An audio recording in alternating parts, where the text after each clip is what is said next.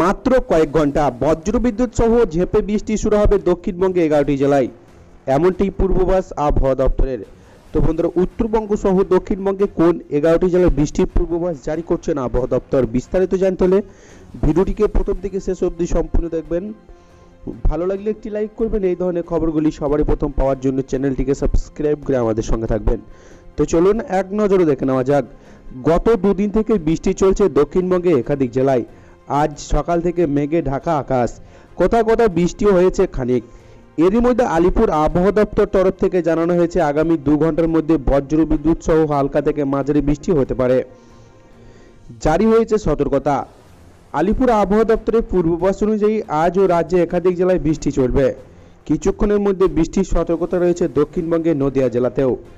ওদিকে আজ বৃষ্টি হতে পারে দীঘা 2, 24 পরগনা, পশ্চিম মেদিনীপুর, কলকাতা সহ দক্ষিণবঙ্গে একাধিক জেলায়। আজ পুরুলিয়া, বাঁকুড়া, বর্ধমান, বীরভূম ও মুর্শিদাবাদ এবং আসানসোলে সর্বত্র বৃষ্টি হতে পারে বলে জানিয়েছেন আবহাওয়া দপ্তর। উপকূলের জেলাগুলিতে বজ্রবিদ্যুৎ সহ বৃষ্টির সম্ভাবনা সকাল থেকে একাধিক জায়গায়। বিক্ষিপ্তভাবে বৃষ্টি চলছে। ওদিকে কমেছে শীতের আমেজ। আবহাওয়া দপ্তর জানিয়েছেন এদিন রয়েছে পশ্চিমী ঝঞ্ঝা। অন্যদিকে বঙ্গোপসাগরের ওপর একটি উচ্চচাপ বলয় তৈরি হয়েছে। বঙ্গোপসাগর থেকে প্রচুর পরিমাণে জলীয় বাষ্প এ রাজ্যে প্রবেশ করছে।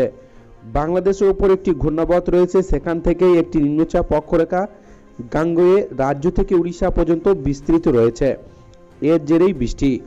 আবহাওয়া দপ্তরের তরফে জানানো হয়েছে দক্ষিণবঙ্গের কিছু জায়গায় বজ্রবিদ্যুৎ সহ বিক্ষিপ্তভাবে হালকা থেকে মাঝারি বৃষ্টি হতে পারে। শুক্রবার দক্ষিণবঙ্গের কিছু জেলায় হালকা বৃষ্টি হতে পারে।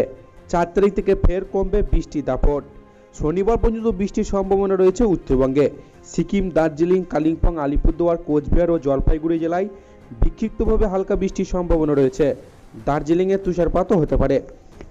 তো এই ছিল আজকের লেটেস্ট ট্রেন্ডিং খবর। ভিডিওটিকে ভালো লাগলে লাইক করবেন। চ্যানেলের মধ্যে নতুন হয়ে তাহলে চ্যানেলটিকে সাবস্ক্রাইব করে আমাদের সঙ্গে থাকবেন।